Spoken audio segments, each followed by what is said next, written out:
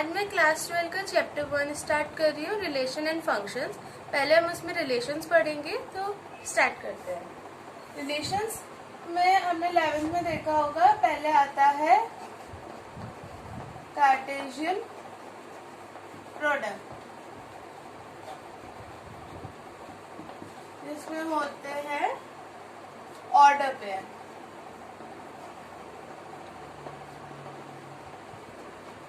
Okay, तो हमने Cartesian product क्या देखा था?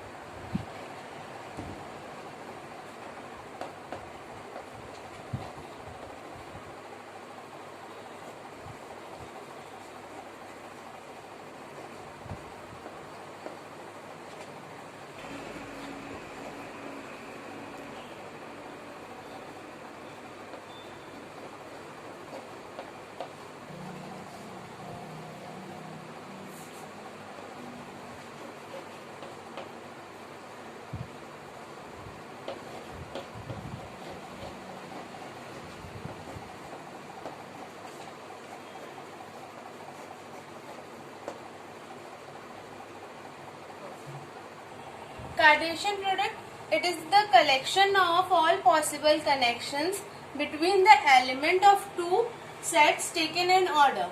जैसे कि हमने A लिया 1 2 3,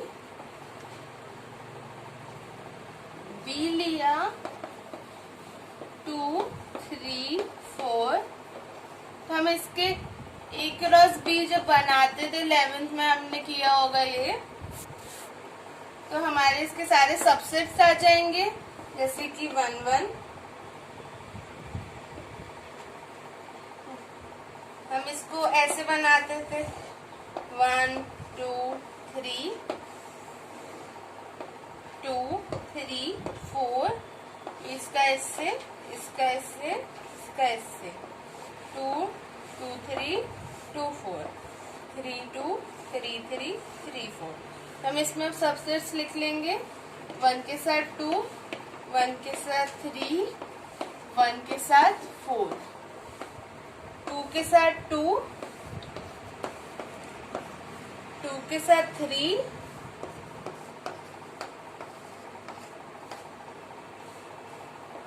2 के साथ 4, 3 के साथ 2,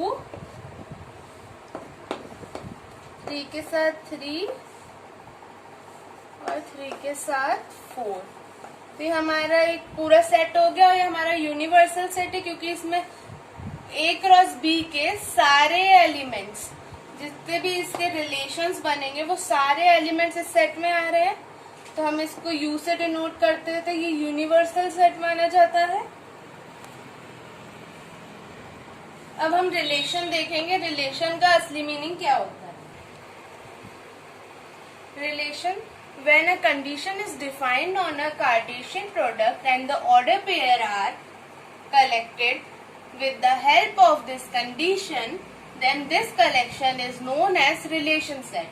जब हम कोई भी जैसे is less than, is greater than, is equal to और भी conditions बनाएंगे, तब इसका जो सेट बनेगा उसको रिलेशन कहेंगे, उसके प्रोडक्ट को रिलेशन कहेंगे। जैसे मैंने इसमें लिया is less than, ओके, तो हमने अभी पिछले वाले में अभी A लिया था 1 2 3 और B लिया था 2 3 4।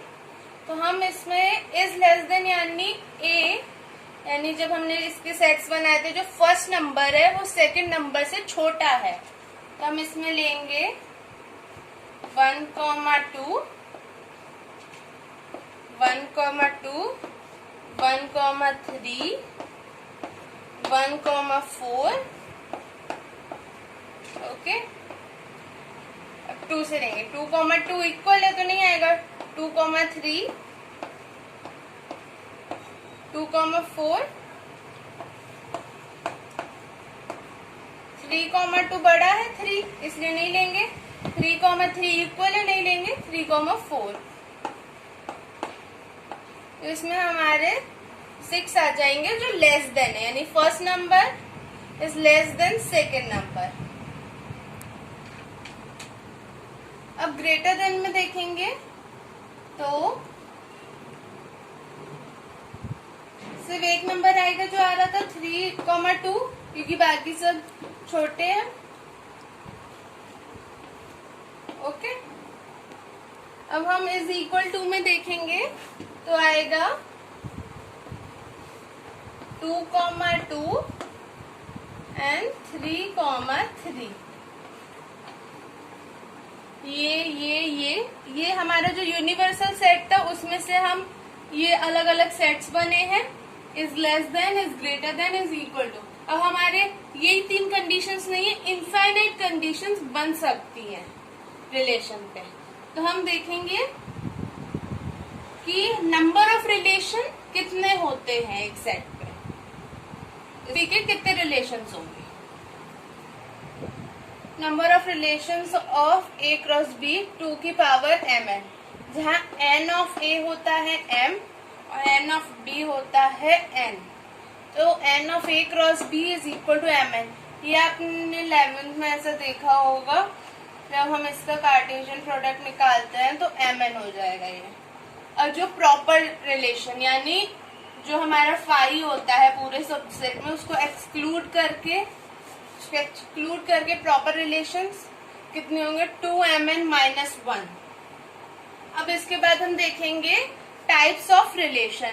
हम इक्विवेलेंस क्लास क्या बोलते हैं पहले मैं ये बता दूं। इक्विवेलेंस क्लास मतलब है कि जब आप रिलेशन पे ये करेंगे, जब वो रिफ्लेक्सिव, सिमेट्रिक और ट्रांजिटिव होगा तब उसको इक्विवेलेंस क्लास बोलेंगे। तो हम पहले इक्विवेलेंस के 3 पार्ट होते हैं, रिफ्लेक्सिव, सिमेट्रिक और ट्रांजिटिव देखेंगे, उसको टाइप्स ऑफ रिलेशन बोलते हैं।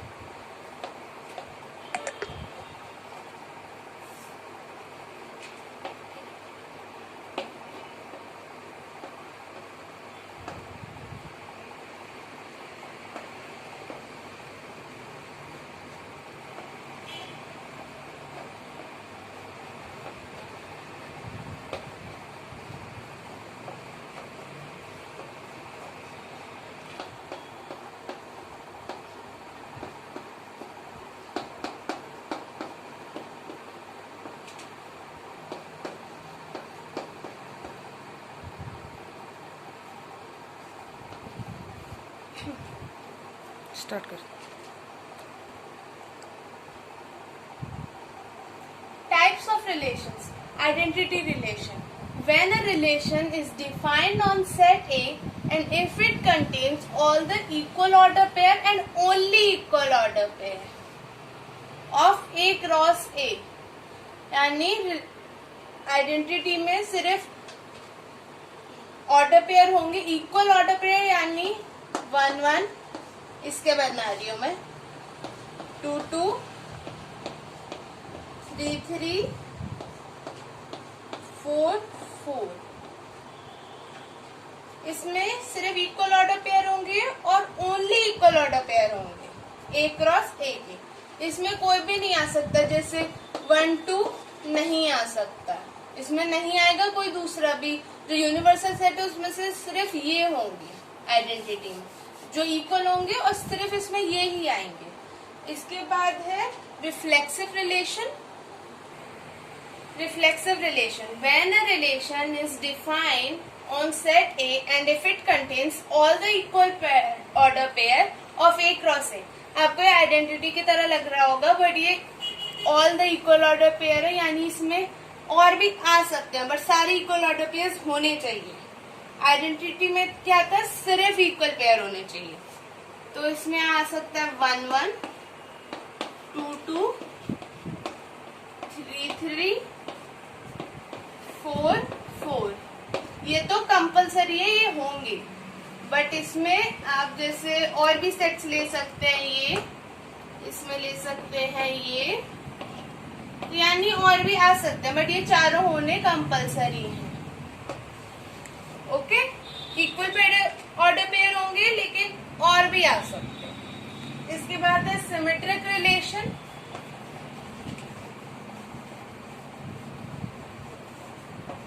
Symmetric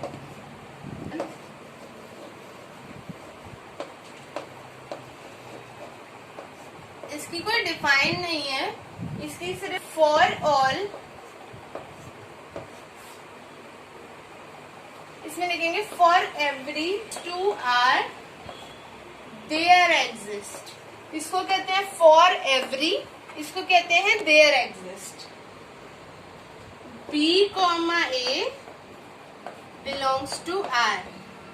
for every A comma B belongs to R there exist B comma A belongs to are.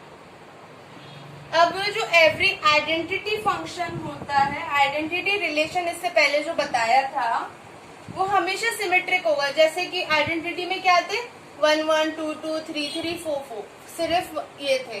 तो इसमें 1 1 का उल्टा 1 1 ही होगा, 2 2 का उल्टा 2 2 ही होगा, क्योंकि इसको अपोजिट कर रहे हैं ना हम इसमें सिमेट्रिक में। तो कोई भी जैसे हमारे हैंड्स में दो आइडेंटिकल चीज है, ये इसके बराबर है, ये इसके बराबर है, तो वैसे ही a comma B is equal to B comma है। तो जैसे 1 1 इसका उल्टा इसमें है, 2 2 का इसमें है, 3 3 का है, 4 4 का है अपोजिट। बट इसका उल्टा 3 2 2 3 है, 2 3 का उल्टा 3 2 है। तो ये यानी ये सिमेट्रिक रिलेशन भी हुआ। मैं एग्जांपल यही दे रही हूँ, इसका सिमेट्रिक रिलेशन होगा। अब इसके बाद तो इसका आप लिख लीजिए, एवरी आइडेंटिटी रिलेशन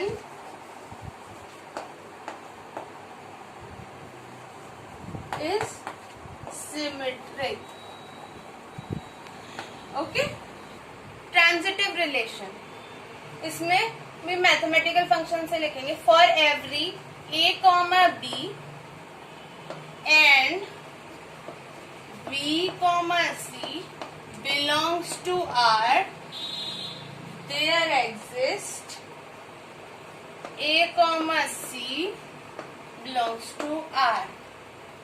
इसका मैं एग्जांपल दे रही हूँ, जैसे कि एक सेट है 1 2 2 4 1 4 3 5 5 7 1 7 सॉरी 3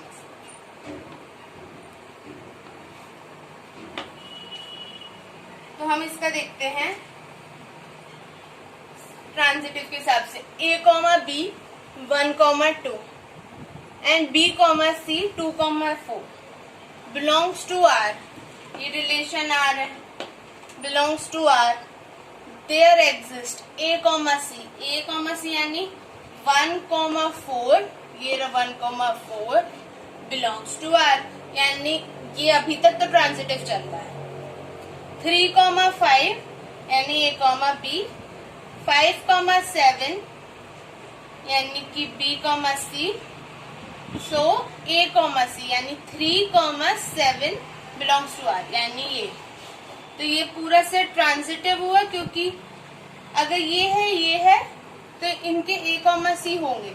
अब दूसरा एग्जांपल बाय डेफिनेशन इसमें लिखते हैं, तो जैसे कि 1 1 2 3 4 5, मैं ऐसे ही रैंडम एग्जांपल ले रही हूँ, ठीक है। 1 1 है, तो ये जरूरी नहीं है, बाय डेफिनेशन क्या है, if for every a comma b and b comma c belongs to R।